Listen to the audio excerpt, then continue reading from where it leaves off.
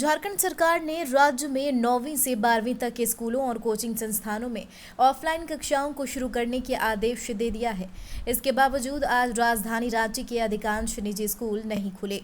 Offline कक्षाओं के लिए स्कूल शिक्षा विभाग के पत्र का इंतजार कर रहे थे, जो आज देर शाम निर्गत भी कर दिया गया।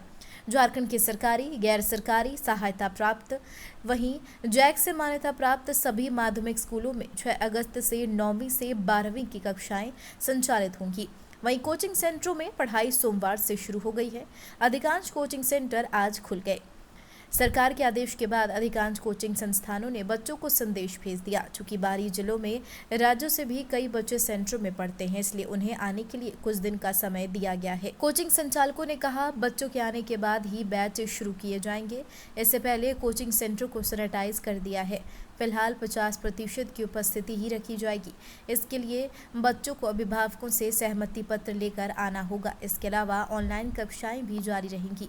जैसा कि गवर्नमेंट के आधार पे हम लोगों को जो है कोचिंग खोलने का निर्देश दे दिया गया है, लेकिन उसमें एक सबसे बड़ा चीज़ कहा गया है कि 50% स्टूडेंट्स के साथ क्लासरूम साइज़ से आप बच्चों को जो है बुला सकते हैं। तो हमारे यहाँ जैसे क्लास को सुबह और शाम दोनों टाइम सैनिटाइज़ किया जा रहा है। बच्चों को मास्क लगा के तो आना ही, वो तो अब कॉमन हो गया, लेकिन सबका अपना पर्सनल सैनिटाइज़र होना चाहिए। उसके बाद हम लोग का अपना तो सैनिटाइजिंग रहता ही है। जैसे हम लोग पहले ऑनलाइन करा रहे थे तो उसमें 1 घंटे 1.5 घंटे से ज़्यादा का क्लासेस नहीं हो पा रहा था। रीज़न था कि डेटा ख़त्म हो जाता था बच्चों का, या फिर नेटवर्क का इशू था। अब यहाँ ऑफलाइन में क्या होगा कि बिना किसी इंटरप्शन के 2 घंटे का क्लास कम से कम एक सब्जेक्ट का वो बच्चा प्रॉपर वे में कर पाएगा।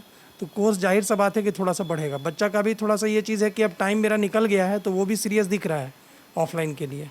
और हालांकि हो तो जाना था 1 महीना पहले से ही, क्योंकि केसेस तो थोड़ा कम आ रहा था। लेकिन गवर्नमेंट का देखिए, जो भी है गवर्नमेंट का डिसीजन है कि भाई अभी से तो चलिए, कम से कम आज से तो आज ही से शुरू है। जिस तरीके से हम लोग सब कोई प्रोटोकॉल वगैरह फॉलो कराते हुए क्लास से निकलते समय, क्लास का अटेंडेंस जब बच्चे इन कर रहे हैं तो उस समय वो सारा चीज़ हम लोग व्यवस्था रखे हैं। हमारा एक स्टाफ वहाँ खड़ा रहता है जो अटेंडेंस भी बनाता है और बच्चों को देखते भी जाता है प्रोटोकॉल फॉलो हो रहा है या नहीं हो रहा है। वहीं कुछ कोचिंग संचालकों ने सरकार के फैसले का स्वागत तो किया है, लेकिन 18 वर्ष से ऊपर के बच्चों के लिए ऑफलाइन कक्षाएं शुरू करने के सरकार के निर्देश पर वो थोड़ा नाराज भी दिखे। उनका कहना है, उनके यहाँ पढ़ने वाले 9वीं से 12वीं तक के बच्चे 18 वर्ष के नीचे के ही होते हैं। ऐसे में कोचिंग सेंटर तो खुल गया, लेकिन सरकार के निर्देशानुसार ऑफलाइन कक्षाएं शुरू करने में भी अभी वो असमर्थ हैं। इंस्टीट्यूट या कोचिंग के लिए 18+ का जो सिस्टम है उसको ख़त्म किया जाए, क्योंकि 18+ या मतलब 18 साल से नीचे वाले बच्चों में जो है वो रेस्टोरेंट में जाते हैं, मॉल में जाते हैं, सब जगह जाते हैं, वहाँ भी कोरोना फैल सकता है। तो अगर गवर्नमेंट 18+ या 18 से नीचे वाले बच्चों को हम लोगों को आने के लिए इंस्टीट्यूट में अलाउ करते हैं, तो जो भी गवर्नमेंट का बायलॉज होगा उसको हम लोग फॉलो करेंगे। ऑफलाइन का कोई विकल्प नहीं है, क्योंकि ऑनलाइन में अभी जब हम लोग क्लास लेते हैं किसी भी बच्चों का, नेटवर्क इशू रहता है। अभी बारिश का समय है तो थंडरिंग वगैरह होने से या बारिश ज़्यादा होने से बच्चे का नेटवर्क इशू रहता है। तो बार बार क्लास में एक ही चीज़ को रिपीट करना होता है। जो क्लास 1 घंटे का चलना चाहिए वो 3 से 4 घंटे में ख़त्म हो पाता है। तो अगर मान लीजिए ऑफलाइन रहेगा तो बच्चे ज़्यादा सीख पाएंगे।